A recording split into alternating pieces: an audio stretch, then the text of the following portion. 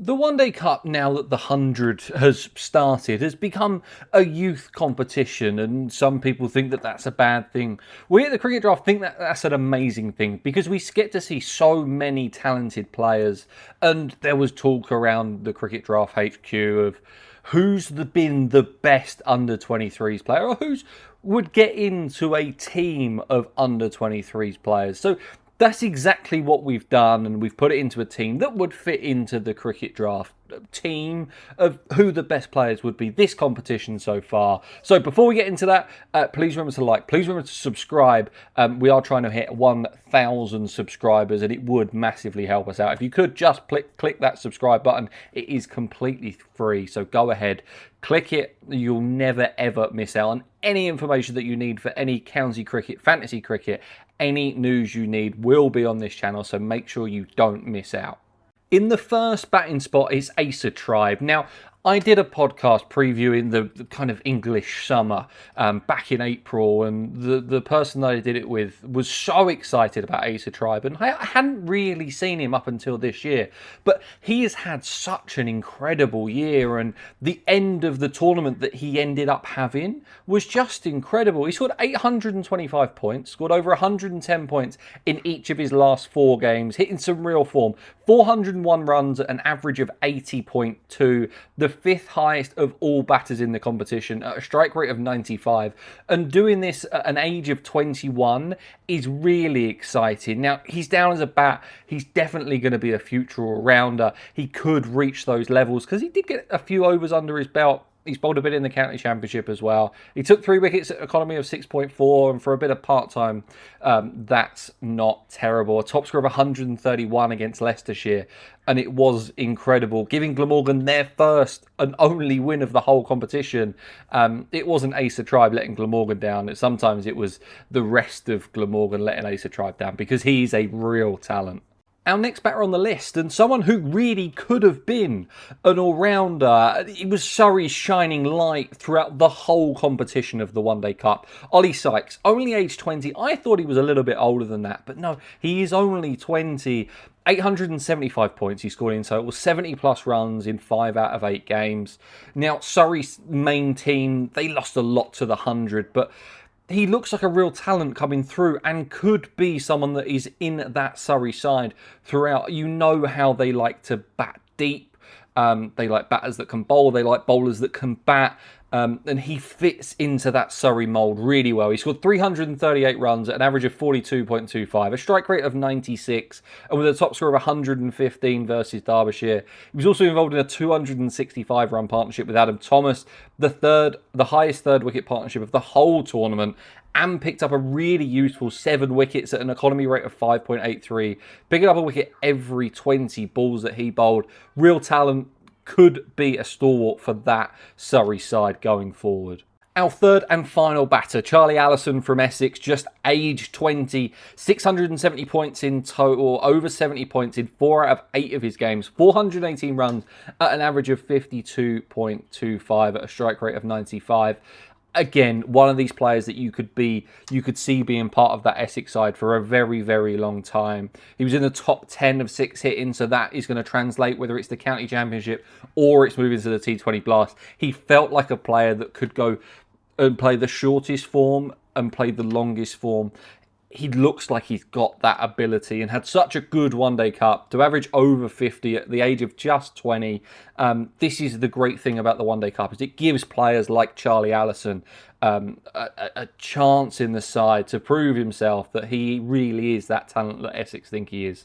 Coming in at our first all-rounder spot, Jaden Denley. It feels like he's been around for a few years. Obviously, the relations that we know at Kent, in Joe being his uncle. So we have known a lot about Jaden from an early age as we start to see these kind of the nepotism come into cricket, whether it's a Corey Flintoff that he also plays with, a Rocky, an Archie Vaughan. Whoever it is, there seems to be a relative that's also playing cricket at the moment. And he's kind of moved away from that. He showed how good he was opening the batting for most of the One Day Cup. 696 points in total, over 100 points 4 times across the 8 group stage games. He's got 323 runs at an average of 40.38, a top score of 91 versus Lancashire, and deserved his century on that day. He also took 7 wickets at an economy rate of 6 and took a wicket every 25 balls that he bowled. Was bowling decent overs and looked like a really good all-rounder. And again, I just feel like opening batters or someone that can open the batting is such a difficult thing to find in county cricket. And if he can do that and offer you extra overs as well, then that's a seriously kind of a threat that Kent are going to have going forward.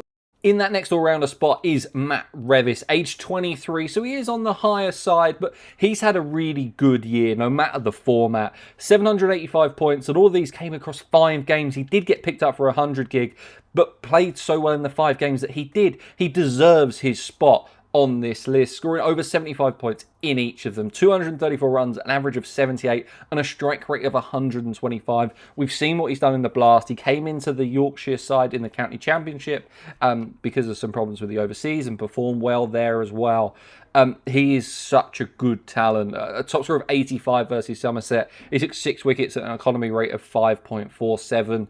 I feel like there is always kind of a difficult spot of that all-rounder position, and Yorkshire seem to have 2 really good ones in Revis and George Hill. And going forward in all formats, that strike rate is, again, it's going to translate into that T20 Blast stuff. It's going to translate into County Championship, and right now in the One Day Cup, when he wasn't being picked up for a 100 contract, he was incredible. Our third all-rounder spot goes to Arav Shetty, age 21 from Lancashire. He's down as a batter, but we're going to slightly cheat because it was his bowling that impressed me the most throughout the competition. Bit of mystery there. 691 points, scored 60 or more points in every game. Proved himself potentially as the most consistent player in this dream team. 168 runs, an average of 33, and a highly impressive strike rate of 126. Top score of 40 versus Durham, but then he took 9 wickets at an economy rate of 6.11. And the style of ball, it was almost a little bit Sunil Narayan, bit of mystery, and really gave you that impression that he's got a lot more skills. And at the age of 21, he's only going to keep developing them.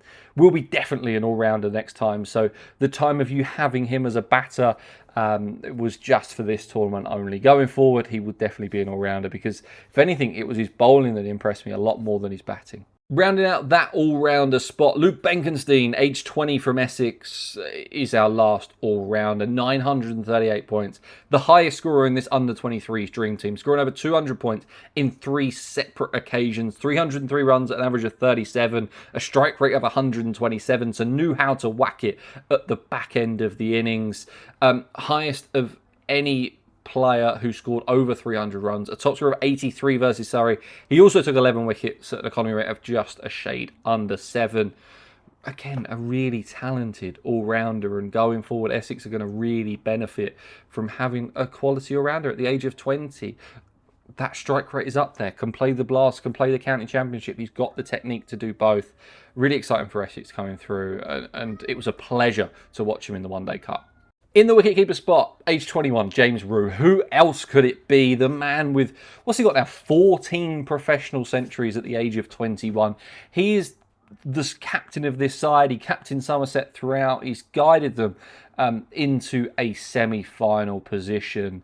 A total of 718 points, scoring over 70 points in 4 out of 8 of the group games. 391 runs at an average of 65.17, striking at 98. A top score of 106 versus Middlesex, 14 catches behind the stump, so he's no mug with the gloves either. He is not a batsman that sometimes keeps. He is a genuine keeper and a genuine batter. You could play him in any position that you want him to, and it's just so exciting. He really is, and he's going to be a mainstay of the England squad in many formats going forward. That's how good I think James Rue is. It almost feels criminal put him into this side. I mean, there was times where we were thinking, okay, when we were doing the previews for the One Day Cup, should we put James Rue as a young gun? It's like, we know so much about James Rue. He's been so successful in his career so far, and it's so young. He's so young. Such an exciting prospect. Will be first name on the team sheet for England within the next 3 to 4 years. I just guarantee it at this point. Our first bowler is Taz Ali from Warwickshire. Went under the radar a little bit. I had him in my side and he kept quietly picking me up points, and I didn't really want to tell anyone because he was still relatively low percentage owned. Age 19, 736 points, scored 150 points in 3 different games, took 3 fifers. 2 fifers? I'm pretty sure it was 3. I can't remember if it was 2 or 3. It was either or. Taking a wicket every 21 balls, an average of 20, an economy rate of 5.5. 5 for 43 was his best bowling innings versus Northants. He is really exciting and always short of spinners in England, and the spinners that do often come out are often out of Warwickshire, and they are top quality. I'm thinking Moeen Ali and of the like. He looks incredible. He just kept picking up wickets for Warwickshire and nearly bowled them into that quarter-final spot they probably deserved to be in, and didn't quite get it over the line in the end. But he's a really exciting player going forward and can see him playing, again, all formats for Warwickshire. Alex Green is just 18 years old and he scored 695 points, and just like Ali, scored 150 points in 3 different games. 18 wickets again, just like Taz Ali. An economy rate of 6.5, so relatively expensive, but an average of 20. He's wickets that count. Don't worry about the runs. He might go for runs, but he's quick, he's strong, he takes wickets, and it's exciting stuff. It feels like he fits that Bazball mould really, really well, and who knows what's going to happen with the Bazball setup. But Alex Green is a real talent, bowls a heavy ball, bowls quick, as I said, he's just strong. 3 fifers, the most of any bowler in this competition. He was just taking a wicket every 18 balls that he bowled. He picked up 5 for 25 against Surrey and looked incredible throughout, and Leicestershire's talent is just growing and growing by the day. They could make themselves a pretty good under-23 squad just on their own. Finally, to round out the side, Charlie Bennett, age 19 from Essex, 578 points, scoring 65 points in 5 games. 12 wickets at an impressive economy rate of 5.29. Kept it tight at an average of 23.67. 1 fifer that he picked up against Surrey. There was a few bowlers that picked up their best bowling innings against Surrey. Again, going back to missing 15, 16 players to the 100. Very difficult. There's a lot of Essex players here in this side, and showing how much talent they have coming through and not missing too many to the 100 and giving themselves a chance to shine. Feels like he's got a skill set to play all 3 formats for Essex going forward, and they have a real talent there. Let us know down in the comments what you think of this team. We're really impressed with it. We are so excited to see more youngsters coming through in the One Day Cup, in the semi-finals, and in future competitions to come. So make sure you leave a like on this video, subscribe to the channel. Once again, we are trying to hit 1,000 subscribers, and it would massively help us out. And also leave a comment down below. Have we missed out on anyone? Have we been a bit of an oversight? Who would you have had in the side? Would Thomas Rue have been even younger than James possibly have made it into the side for you? I'm pretty happy with this side, and I think that we've done a pretty good job over here at Cricket Draft HQ. But let us know down in the comments if you think that you need a player in this under-23s dream team.